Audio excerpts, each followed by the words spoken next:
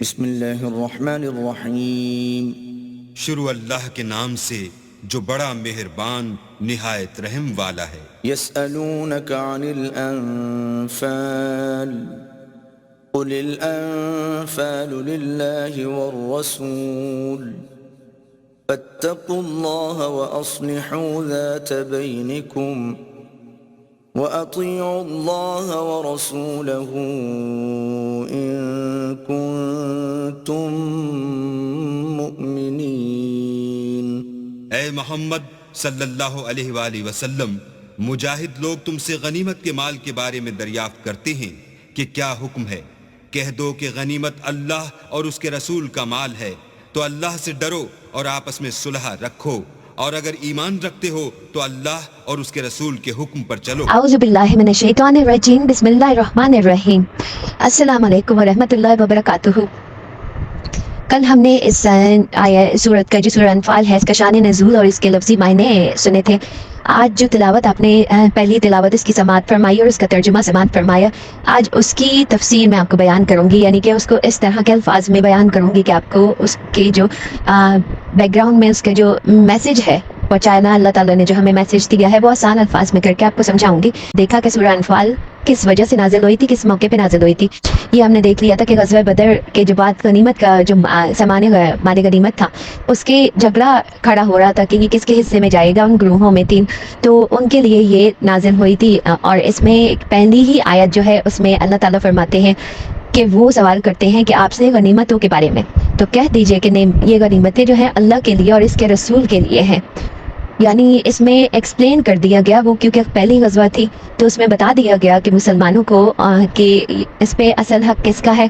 دوسرا یہ کہ یہ اصل میں صحابہ کرام جو تھے وہ ان کی ذات الحمدللہ اس قدر اونچی تھی کہ ان کو یہ زیب نہیں دیتا تھا، ان کی شان کے خلاف جاتی تھی یہ بات کہ وہ اس دنیا کی فانی چیزوں کے بارے میں لڑے اور جھگڑے آپس میں۔ یہ جو دو تین گروہ بن گئے تھے صحابہ کرام کے، یہ آپس میں اس بات پہ لڑ رہے تھے کہ یہ مال غنیمت کس کے پاس جائے گا، تو اللہ تعالیٰ نے یہ حکم اللہ کی طرف سے آیا وحی کے تھرو کہ اس کا فیصلہ اللہ نے کر دیا کہ یہ کہاں کا ہے۔ تو اس میں صحابہ کرام کی ایک طرح سے ٹریننگ بھی ہو گئی کہ یہ دنیا کی جو فانی چیزیں ہیں یہ بالکل بھی اس لائق نہیں ہے کہ اللہ کا جو مومن ہے، سچا اللہ کا دین پہ رہنے والا، وہ ان فانی چیزوں کے پیچھے بھاگے۔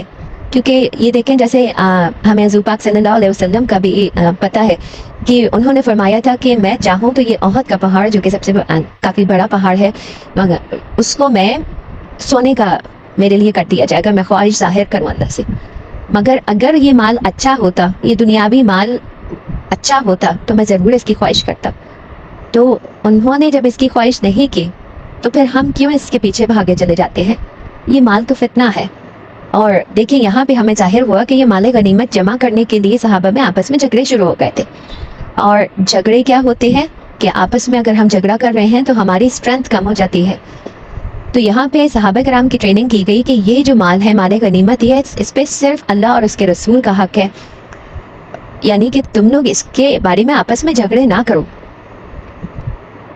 جس کو اللہ بہتر سمجھتا ہے اس کو عطا فرماتا ہے، اور اللہ نے تمہیں جیت عطا فرمائی، اللہ کی نعمت ہے، اللہ کی مدد سے ہی تم جیتے ہو، اللہ کے دین کے لیے تم لڑے اور اللہ کے دین کے لیے تم نے جنگ کی اور اس میں اللہ کی ہی مدد سے تم جیتے، تو یہ جو سامان ملا یہ بھی اللہ کی ہی طرف سے ہے، تو اس پہ حق کس کا ہے؟ اللہ اور اس کے رسول کا، کیونکہ اللہ جانتا تھا کہ یہ اگر مال کی ڈسٹریبیوشن کا ایشو ان کے بیچ میں ڈال دیا گیا تو یہ تو آپس میں جھگڑا ایک پیدا ہو جائے گا، اور ہمارا دین ہمیں آپس میں اتفاق سے اور بھائی چارے سے رہنے کا سبق دیتا ہے۔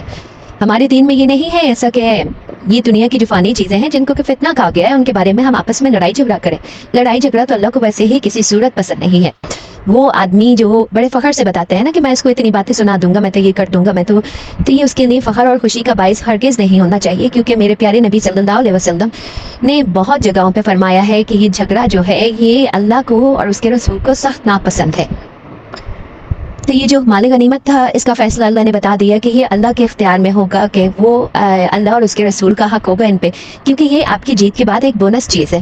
اس میں انفال کا ورڈ جو یوز کیا گیا ہے نا، نفل کی جمع، وہ اسی لیے کی گئی ہے۔ یہاں پہ غنیمت اللہ کے عربی کا ورڈ ہے مگر غنیمت کا ورڈ نہیں آیا، یہ کیونکہ بونس کی چیز ہے اور بونس کسی کا حق نہیں ہوتا کبھی بھی، تو اس کے لیے آپ لڑائی جھگڑا کرو، یہ بالکل صحابہ کرام کی ذات کو زیب نہیں دیتا تھا کہ وہ ان کی شان کے بالکل خلاف تھی یہ چیز. تو اللہ نے ان کی ٹریننگ اور ان کے آپس میں اتفاق کرانے کے لیے یہ حکم اللہ کی طرف سے نازل ہوا. اس کے بعد اس آیت کے بعد جو دوسرا مطلب اسی آیت کا دوسرا جو حصہ ہے اس میں ہم سب کے لیے یہ سبق ہے کہ اللہ تعالیٰ نے فرمایا کہ ایک دوسرے کو جھگڑے کی جگہ جو ہے نا، تو اس میں بھی آگے فرمایا گیا ہے کہ اصلاح کرو آپس میں ایک دوسرے سے، اپنی جو رشتہ ہے نا اس کی اصلاح کرو اور اطاعت کرو اللہ اور اس کے رسول صلی اللہ علیہ وسلم کی.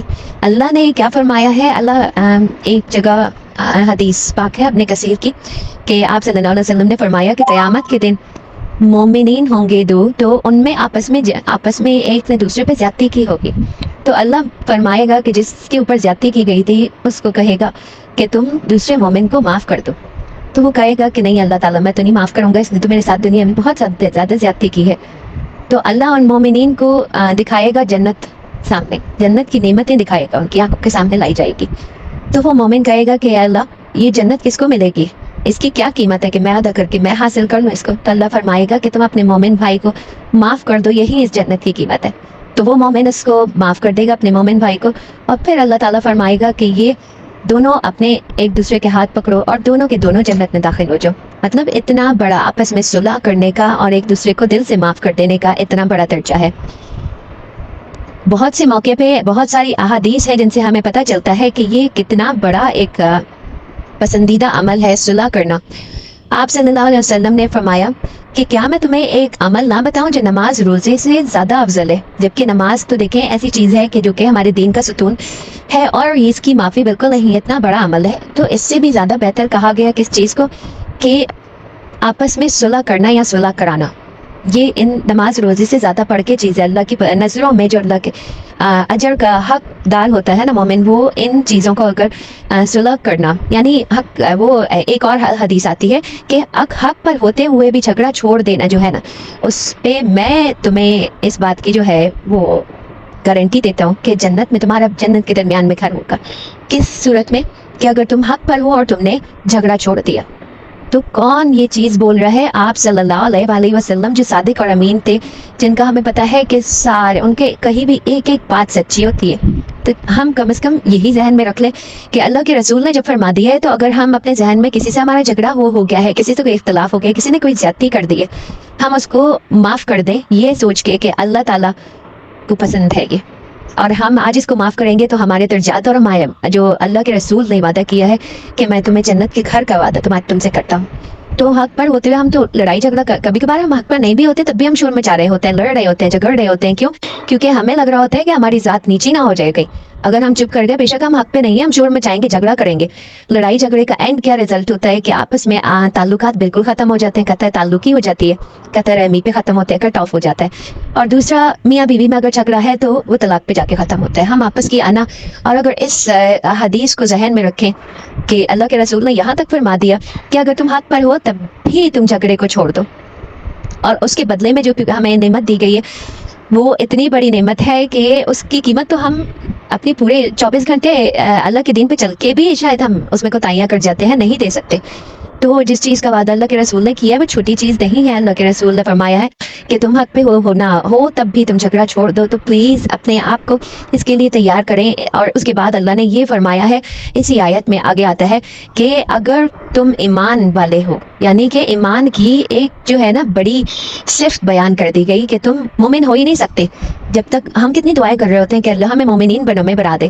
تو ہم وہ عمل کیوں نہ کریں کہ جس سے ہم مومن بن جائیں، جس سے اللہ تعالیٰ نے یہاں فرما دی ہے کہ اگر تم مومن ہو، یعنی کہ یہ صفت اگر تم میں نہیں ہے اور تم جھگڑالو ہو تو اللہ کو سخت ناپسند ہو اور تم مومنین اور ایمان کے اس سے خارج، مطلب تمہارا ایمان مکمل ہی نہیں ہے جب تک تم اللہ کی بیان کی بھی ہو. کیونکہ یہاں پہ آپ دیکھیں یہ صرف ایک بیان کی گئی ہے، تو اس کو وہ صرف جو اللہ تعالیٰ نے اس طرح سے قرآن میں بیان کی ہیں اس کو پکڑ لینا چاہیے. یہ اتنا بڑا نیک عمل ہوتا ہے کہ شیطان کا جو کام ہے نا وہ یہی ہے کہ لڑائی جھگڑا آپس میں کرائے. اس سے کیا ہوتا ہے کہ ہم اسٹریس میں رہتے ہیں، انزائٹی، بے سکونی، ہر وقت کی بے چینی اور ڈویژن ہو جاتا ہے ہم میں. تو دین کے معاملات میں اللہ تعالیٰ نے یہاں صحابہ کو مخاطب کر کے فرمایا اور پوری امت مسلمہ آگے آنے والے تمام مسلمانوں کے لیے یہ حکم فرمایا کہ تم لوگ آپس کے تعلقات بہتر بناؤ اپنے. اس سے کیا ہوتا ہے کہ دشمن کے دل میں بھی ہمارا روب رہے گا, ورنہ ہم اگر ڈیوائڈ ہوئے ہوں گے, جھگڑے آپس میں کر کے بیٹھے ہوئے ہوں گے, ایک دوسرے سے کٹ آف کر لیں گے, تو شیطان کا کام آسان ہو جائے گا. وہ تو چاہتا ہے کہ وہ ہمیں ایمان سے دور لے جائے, ہم مومن نہ بن سکے, ہم اللہ کے بتائے ہوئے اصولوں پہ نہ چلیں. تو آپ کیا اپنے جھگڑوں کو اور اپنی انا کو اوپر رکھ کے شیطان کو خوش کرنا چاہ رہے ہیں؟